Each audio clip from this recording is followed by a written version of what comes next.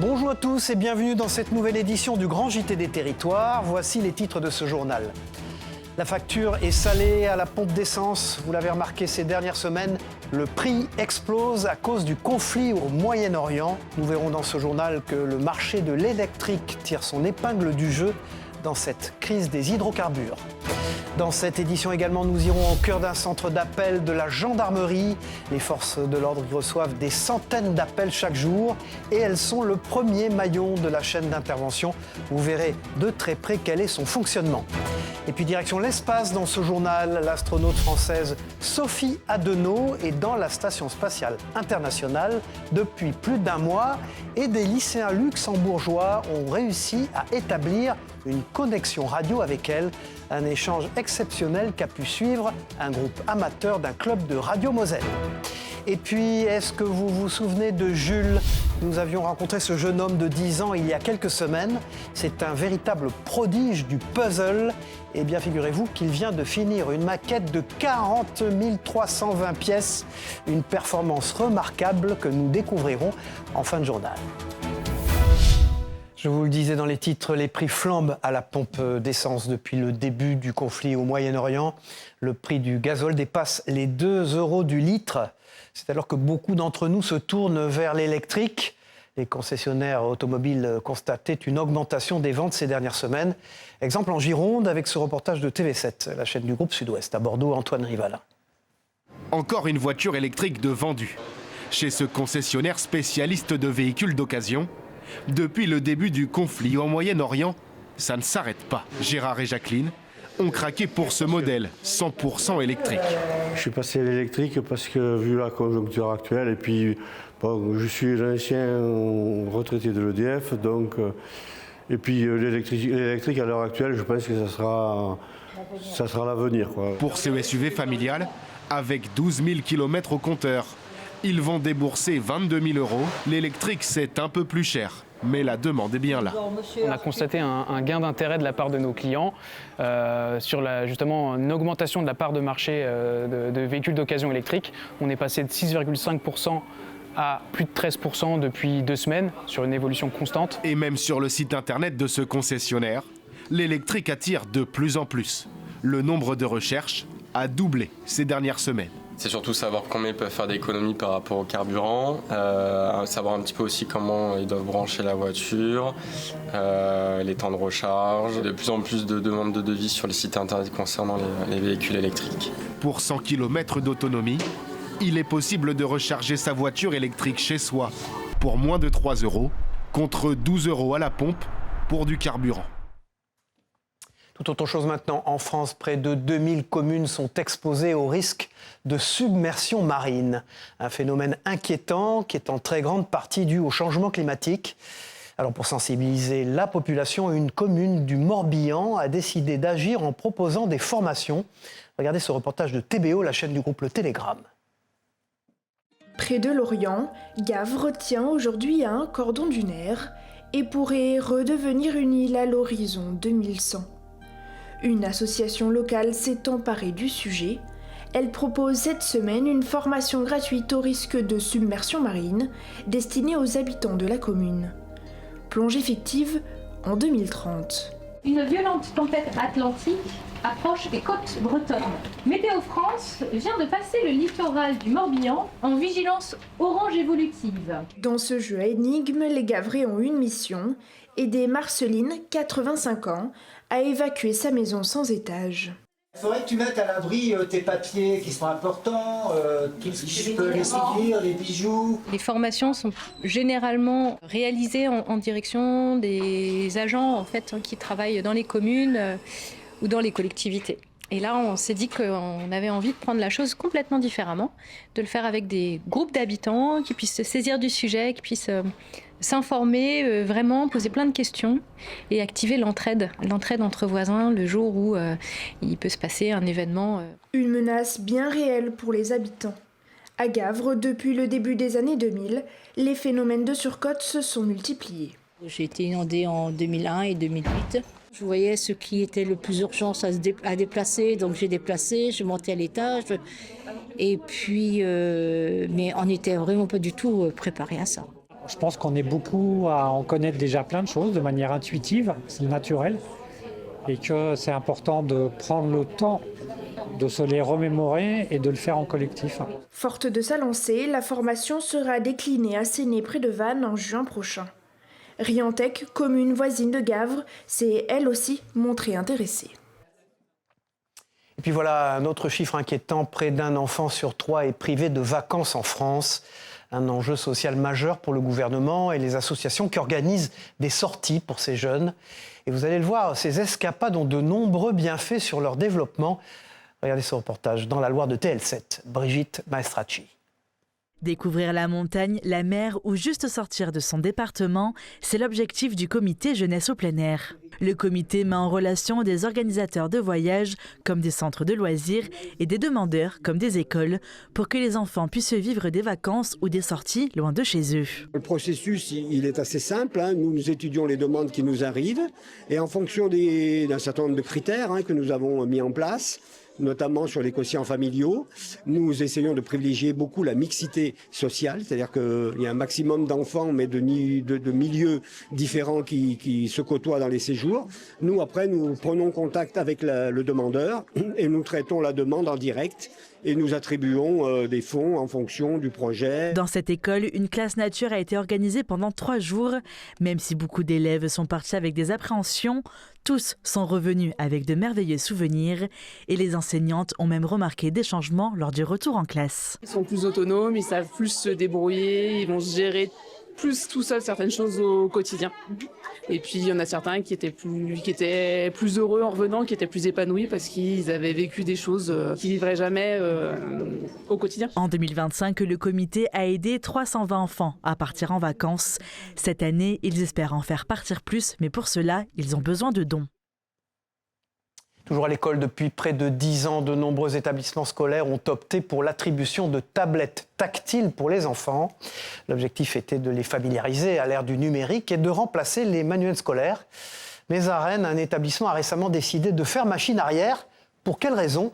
Réponse avec ce reportage de TVR. On reprend, on est dans l'activité 3 du manuel. À première vue, c'est un cours de mathématiques totalement normal, mais pour la première fois depuis 10 ans, les 6e et les 5e de ce collège rennais ont troqué leurs tablettes numériques pour les traditionnels manuels scolaires. Je préfère avoir des tablettes parce que je trouve que c'est plus cool. Aussi, je trouve que ça aide en informatique, on apprend un peu plus parce que des fois, je vois des élèves, ils ne savent même pas comment ouvrir un site web. Je suis un peu jalouse, mais je comprends pourquoi ils ont enlevé les tablettes. Mais en vrai, ça peut aussi aider pour les devoirs puisqu'on a besoin d'aller sur les ordinateurs de nos parents, alors que si on avait les tablettes, on pourrait faire tout seul. 180. Alors pourquoi vous n'obtenez pas tous 180 degrés ? Cette enseignante constate déjà un changement par rapport aux 6e de l'an passé. C'est vrai qu'avec la tablette, comme ils ont des raccourcis pour aller directement à la bonne page, parfois ils ne prennent pas le temps de feuilleter leur livre. Avec le manuel, on constate que les élèves sont quand même plus concentrés en classe. Ils ont ce regard qui est plus porté vers l'enseignant, ils sont moins attirés par l'écran, ils sont plus attentifs à leurs tâches, ils travaillent plus en autonomie et de façon plus calme. Ces élèves recevront donc leur tablette à partir de la 4e. Il faut dire qu'il y a 10 ans, l'idée était avant-gardiste, l'égalité des chances dans l'accès au numérique et alléger les cartables. Toutes les tablettes de nos élèves de 6e et 5e, qui avant en étaient dotés, sont dans cette salle. Mais aujourd'hui, le rétropédalage est nécessaire. C'est devenu inopportun de leur fournir nous-mêmes une tablette et donc d'imposer aux familles qui parfois luttent contre l'usage des écrans un écran supplémentaire. D'après Santé publique France, les élèves de 9 à 11 ans passent en moyenne 2h30 devant les écrans chaque jour, un temps qui double pour les jours sans école. L'utilisation des nouvelles technologies n'est plus un secret pour la jeune génération, mais par contre, pour les plus anciens d'entre nous, tout n'est pas aussi facile. Alors pour casser les stéréotypes, jeunes et moins jeunes ont décidé de s'allier en jouant ensemble au bowling. Sur une console de jeu, vous allez voir des images de 7 à Limoges. Regardez. Des après-midi comme ça, c'est essentiel. On a d'un côté souvent beaucoup de stéréotypes autour de la personne âgée isolée, qui ne s'intéresse pas forcément aux trucs nouveaux, aux gadgets, etc. Une autre partie, pour le coup, des jeunes, souvent qu'on dit très individualistes, qui s'engagent plus, qui pensent qu'à eux, etc. Des après-midi, c'est de se dire, voilà, il y a deux générations autour de stéréotypes qu'on oppose, et en fait, sur lesquels on peut faire plein de choses. Je trouve que c'est important de participer entre les jeunes et nous, les jeunes d'un troisième âge. Ça nous amuse. On s'amuse bien. Nous, ça nous change parce qu'on n'a pas l'habitude. Hein. Moi, j'ai pas l'habitude de jouer, donc ça nous appelle de voir autre chose. Voilà, toute autre chose maintenant. Je vous propose de plonger au cœur d'un centre d'appel de la gendarmerie. Partout dans le pays, les opérateurs reçoivent des centaines de milliers d'appels chaque année.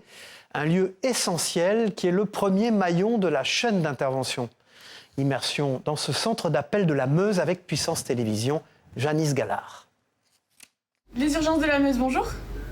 C'est le cœur stratégique de la gendarmerie. Près de 58 000 appels par an transitent par cette plateforme téléphonique. Entre ces murs se trouve le centre d'opération et de renseignement. Les opérateurs reçoivent principalement les appels du 17, dits urgents, et en reçoivent près de 120 chaque jour. Ces derniers sont filtrés en fonction de la gravité de la situation. Le gendarme prend les informations et décide d'envoyer ou non les forces de l'ordre sur le terrain. Essayez de vous calmer, madame. Vous êtes à quelle adresse ? Il ne faut pas non plus perdre ses moyens. Donc il faut que l'opérateur soit dans sa bulle, qu'il n'y ait pas d'effet tunnel et voilà, qu'il apaise la situation quand les gens sont, ont peur, sont angoissés, terrorisés. Donc il faut qu'on calme la situation. Et ça, c'est pas évident.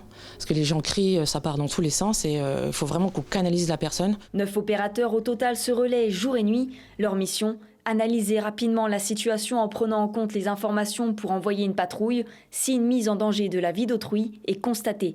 Depuis quelque temps, la gendarmerie est confrontée à un problème qui devient de plus en plus récurrent, les faux appels, aussi appelés swatting. Un enfant qui appelle, ou un jeune adulte, en disant que ses parents viennent de se disputer, le papa a sorti le fusil ou un couteau, il a tué son épouse ou vice-versa. Donc malheureusement, on est obligé d'engager des moyens. On peut pas, même si il y a de plus en plus de swatting, on est obligé d'engager des moyens pour faire une levée de doute, effectivement. La gestion des appels n'est toutefois pas la seule mission du service. Les gendarmes gèrent également les escortes judiciaires, la mise à jour de plans ou encore la gestion des personnes sous bracelet électronique. 3 pelotons d'intervention de gendarmerie sont présents dans le département. Au total, 5000 interventions suite à un appel sont effectuées par an.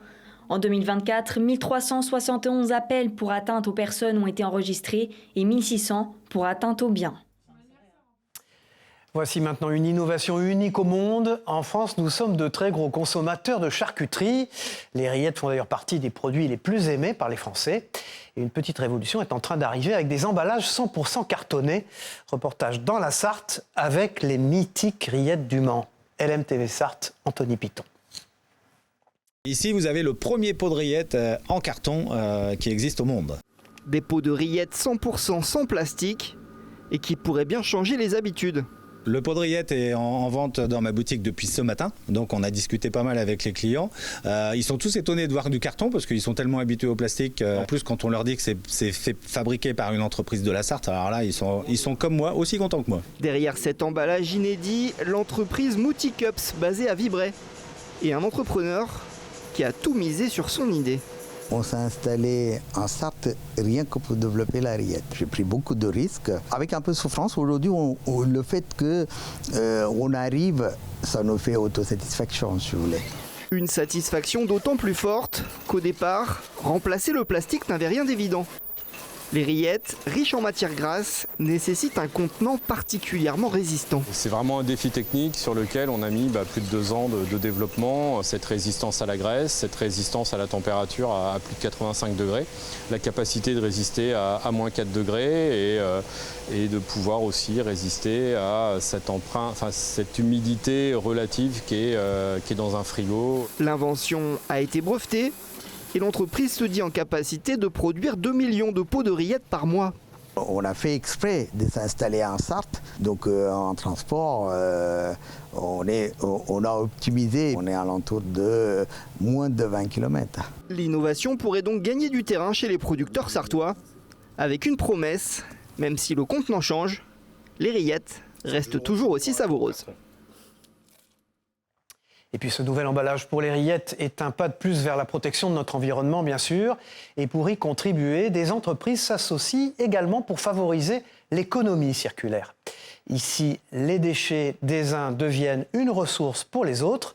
Reportage en Martinique avec notre partenaire sur place, ATV, Ryan Agnas.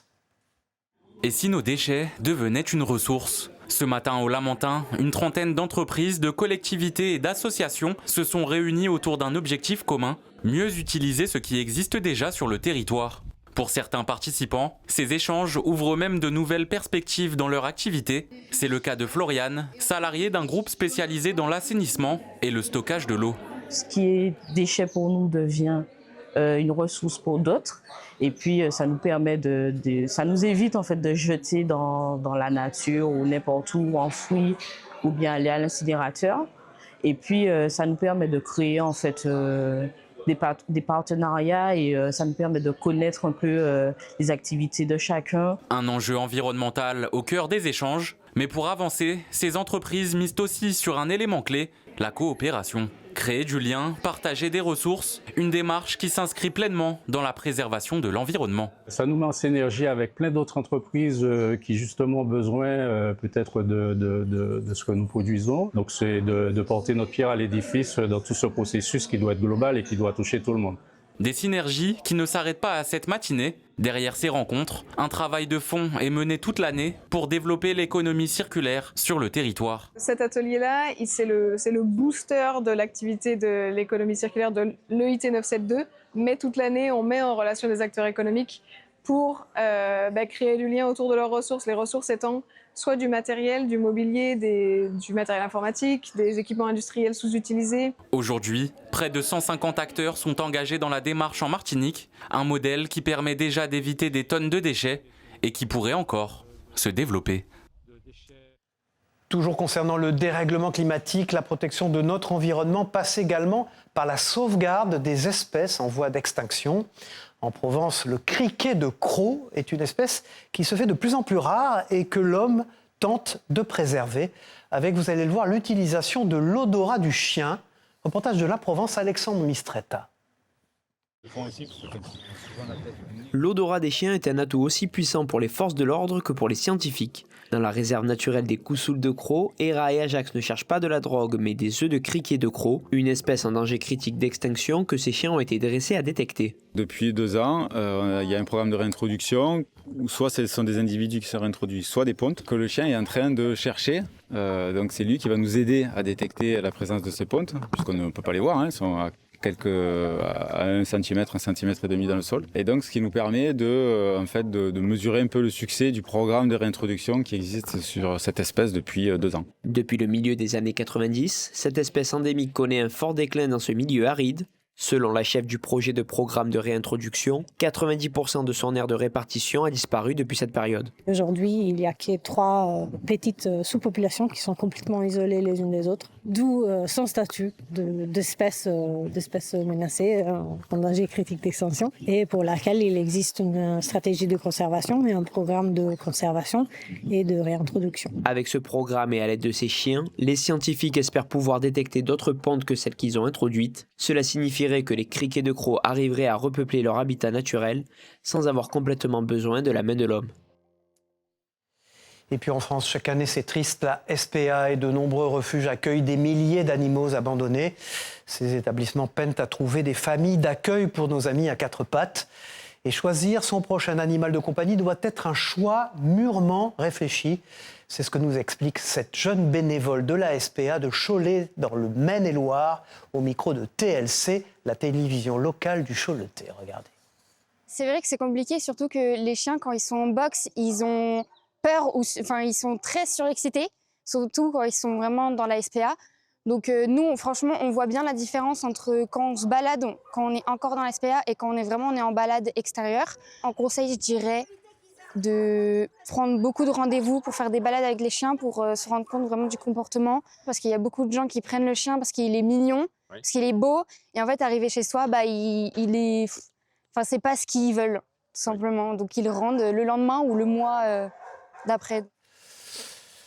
Et puis cette semaine, retrouvez dans vos kiosques 2 nouvelles éditions locales du magazine Le Point. La première est consacrée à la ville de Lyon. Au menu, focus sur l'avenir de la ville après la réélection du maire écologiste Grégory Doucet. Et puis la seconde édition du magazine Le Point prend la direction du Nord, cap sur l'île, avec un très large chapitre santé où vous pourrez découvrir 10 innovations majeures pour les patients. Ces 2 éditions spéciales sont bien évidemment retrouvées dès ce week-end dans vos meilleurs kiosques. Voilà, toute autre chose maintenant. Vous le savez, l'astronaute française Sophie Adenau est actuellement dans l'espace. Et figurez-vous que des lycéens luxembourgeois ont réussi à établir une connexion radio avec l'ISS. Un moment unique suivi de très près par un club de radio en Moselle. Reportage de Moselle TV, Mathéo Philippe. Bon, c'est bien. Puis là, tu es en train de faire la boîte extérieure. Ils ne sont pas en cours de physique-chimie, mais bien dans leur radio-club. Un mercredi sur 2, ces collégiens apprennent à fabriquer leur propre outil de radio. Et ce mercredi n'est pas un jour comme les autres. Le club est en liaison indirecte avec le lycée français Vauban au Luxembourg. Objectif, entrer en contact avec la station spatiale internationale où se trouve l'astronaute française Sophie Adenau. Appel général. À 16h46, le premier contact est établi. Et 2 minutes plus tard, Je vous reçois 5 sur 5.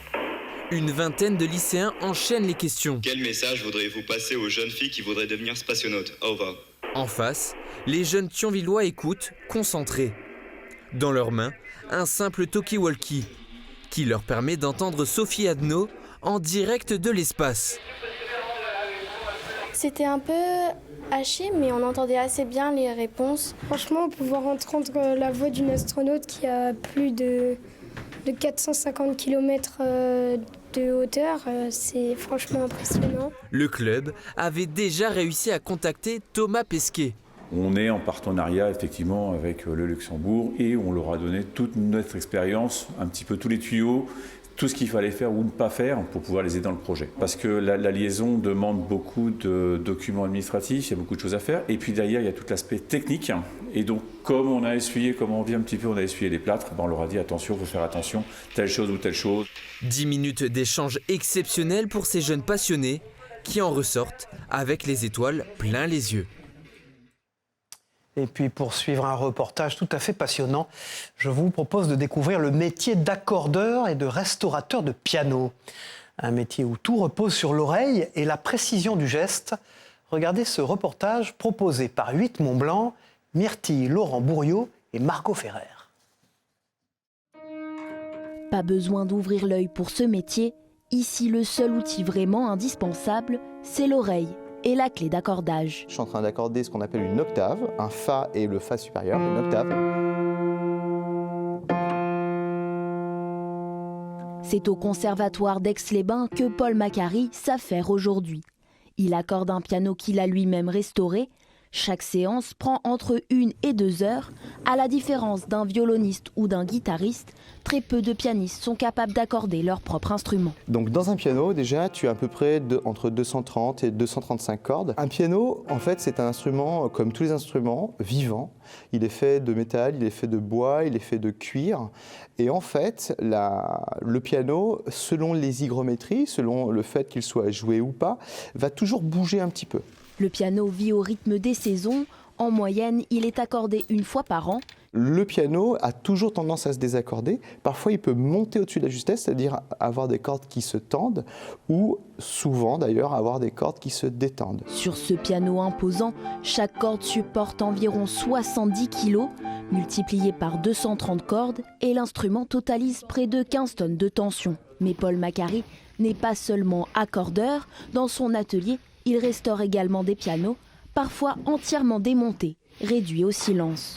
Pour moi, la restauration, c'est vraiment le cœur du métier, c'est-à-dire qu'on repart d'un piano de A et on va l'amener jusqu'à Z. Par exemple, quand on va remettre les cordes, eh bien, on va refaire un plan de cordes, on va aller rechercher des nouvelles codes, parfois des nouveaux matériaux. Mais devenir expert demande des années de formation. Pour former un accordeur abouti, je dirais qu'il faut entre 6 et 7 ans. On est dans un métier qui n'est pas du tout en voie de disparition, mais qui n'est pas du tout non plus en voie de développement. Aujourd'hui, environ 700 accordeurs et 150 restaurateurs exercent en France. En Savoie, ils sont à peine 4 à perpétuer ce métier rare, un travail de doigté et d'oreille qui fait toujours vibrer Paul Macari, héritier d'un savoir-faire transmis de père en fils. Et puis, souvenez-vous de Jules. Ce jeune garçon de 10 ans est un prodige des puzzles et il est également champion de France de la discipline dans la catégorie de moins de 16 ans. Figurez-vous qu'il vient tout juste de terminer un impressionnant puzzle de 40 320 pièces. Rien que ça. La Dépêche du Midi a pu le rencontrer après cet exploit. Regardez-le. Là, il y a Blanche-Neige. Il était assez facile. Là, il y a Peter Pan. C'était le plus compliqué. Aujourd'hui, je viens d'assembler mon puzzle 40 320. Ça m'a pris 2 ans et demi. C'était 10 puzzles de 4000 qui représentent des puzzles Disney. Il y en avait qui étaient faciles au début, mais après, ça se compliquait petit à petit. Et qu'est-ce que tu vas en faire alors de ce grand puzzle ? Je vais l'offrir à un hôpital pour enfants. Alors, au revoir, c'est la fin de ce journal.